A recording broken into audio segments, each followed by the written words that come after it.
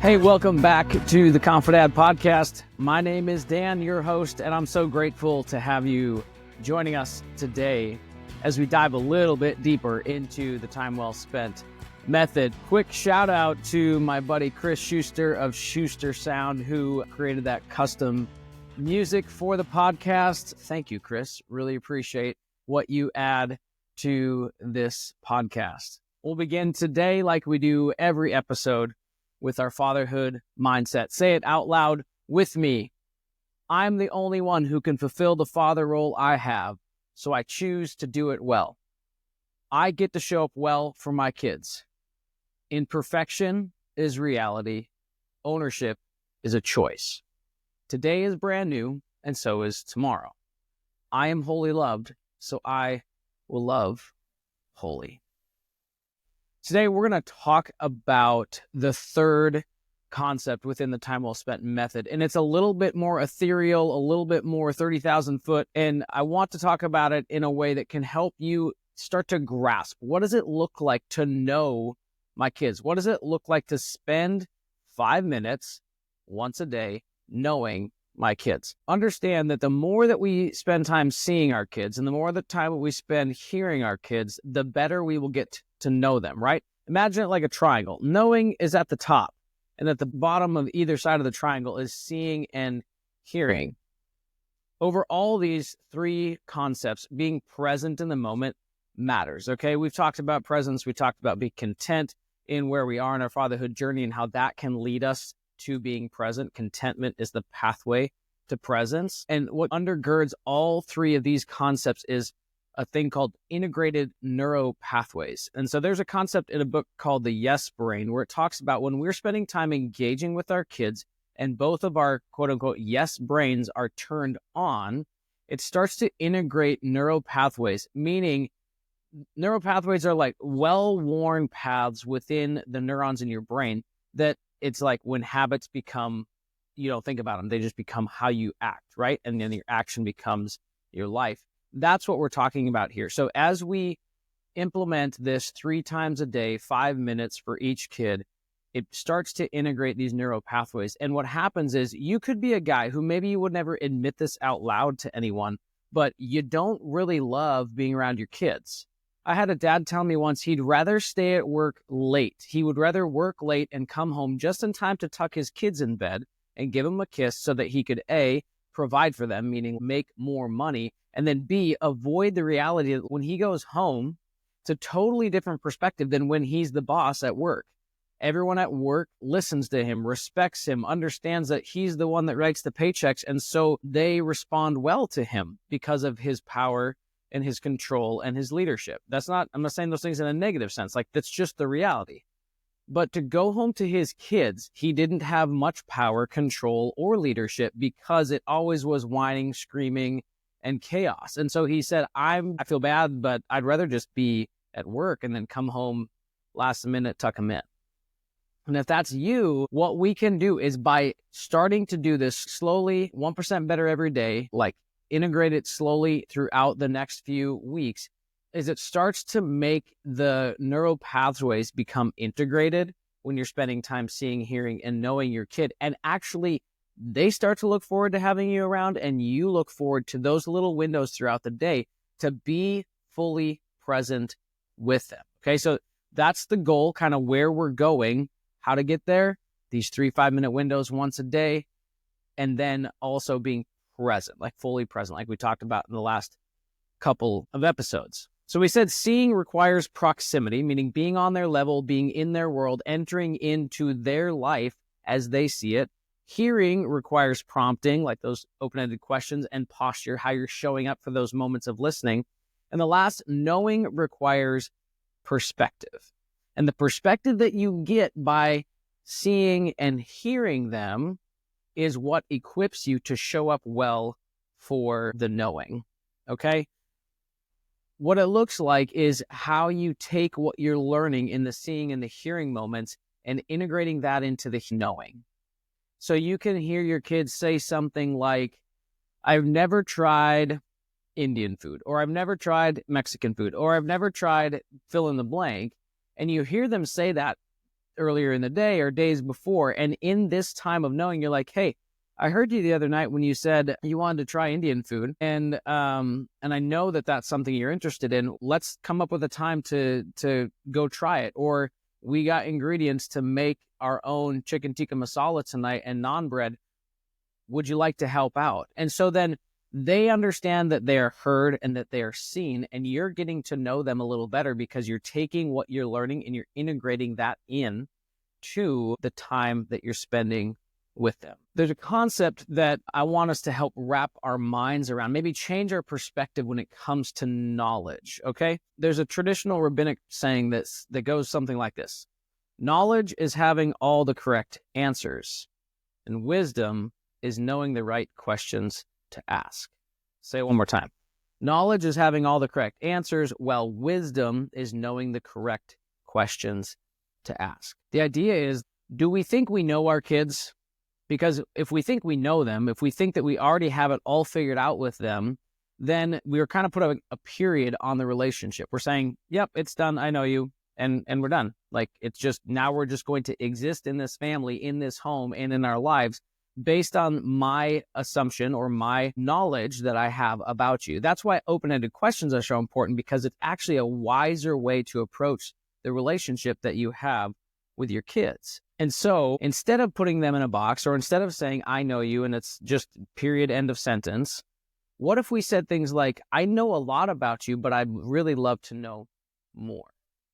Because even if you know your kid better than anyone else, okay, so you're executing on a high level as a parent and you know them better than anyone else, guess what? In 2 weeks, they will have had experiences with their peers or at school or wherever it is that changes who they are, because they are continuing to grow. They are continuing to become adults, become who they are meant to be. And so are we willing to take time to get to know them more and more ongoing, and staying flexible enough in the way that we see them, hear them, and know them, that we go, yeah, you are different than you were. Now, we know in psychology that personality is pretty well developed by the age of 5, okay? So once your kid is 5, their personality is pretty well formed, and they're going to operate within that personality in different ways of expressing that personality. But that core personality is pretty set in stone by the time they're 5. But that doesn't mean that they're going to always, quote unquote, be the same kid from 5 years on and older. And I think about this for those that have multiple kids. It can feel like a lot to handle. It can feel like a lot to juggle and master. And the idea here is not that you become the best parent and there's some formula to implement, because parenting is more like an artful skill to master than it is some sort of formula to implement. We've seen this in so many different instances where you read the parenting book and you apply it and it works for one kid, but it doesn't work for the other. What's wrong with you? You're a terrible dad. No, kids cannot be raised all the same. I had a friend of mine once say, well, I raised them all the same and they turned out so different. Well, yeah, because they're not the same kid. They're not the same human being. And so we need to be artful in our skill of parenting in a way that can be flexible enough to adapt and change and move, so that our knowing our kids informs the way that we raise them. It informs our discipline. It informs our vision casting. It informs the way that we wrestle with opportunities that we give them. It should inform everything about our relationship as we talk about building this bridge between them and us. Okay? Let me give you an example of what it looks like to know your kid in a way that it can change what happens in your family's life. So our oldest was like, hey, spoiler alert, there's a Santa spoiler in the story. So if you're listening with your kids, heads up. Our oldest, when he was probably 4, was like, hey, so you're telling me this strange man walks into our house, and we didn't have a fireplace, so there's no chimney for him to come down, right? He gets into our house without a key. We've never seen him before. He leaves presents, and then he leaves without a trace. And he was really, really scared about Santa Claus. And so he was like waking up in the middle of the night for several days leading up to Christmas time. And we finally had to be like, well, do we tell him? And we decided, because his safety and security and ability to sleep was more important than maintaining some tradition. It meant that we told him what was really going on. Now, he calmed right down and he was fine with it. The problem was then not letting him tell everyone else and his little brothers and his cousins and all the kids at school. And so fast forward now to where he's 12 and our youngest is about the age he was. And he has maintained the tradition with us because he understands that there's beauty and magic in that tradition for a kid who it fits, right? And the other example I want to use is understanding that sometimes the needs that your kids have are greater than you have resources for on your own. One of our kids was really struggling with anger, and we could not figure out what was going on, why he was getting so angry, and all these outbursts, because he was such a kind and considerate kid most of the time. But then when he would get angry, it was like, watch out. Well, we realized in the whole chaos of having 4 kids in the family and 2 of them under 2 and all this stuff, he was going crazy because he was having a lack of attention. Now, this sounds like maybe our kid was becoming the center of our lives, which he wasn't, but we needed to let him lead a little bit. So we ended up going to parent-child interactive therapy, PCIT, and finding out that we were the problem, actually, not him, and being able to move through that with intention, with humility, with swallowing our pride and being like, we need to show up well for this one so that he can learn how to regulate his emotions in a much better way. And so we didn't just raise them all the same. We haven't just raised them all the same. We've tailored our parenting differently depending on the needs of each kid. But that requires knowing your kid well enough to know what are their strengths, what are their weaknesses, knowing yourself well enough to know what are my strengths and what are my weaknesses. Where should I be asking for help in the art of parenting? Because if you don't know your strengths and you don't know your weaknesses, you're going to really struggle to grow and become the dad that your kids need. So part of the way that this knowing is lived out is through play, like adventure, right? Our family culture framework builders. Adventure, service, contribution, and connection.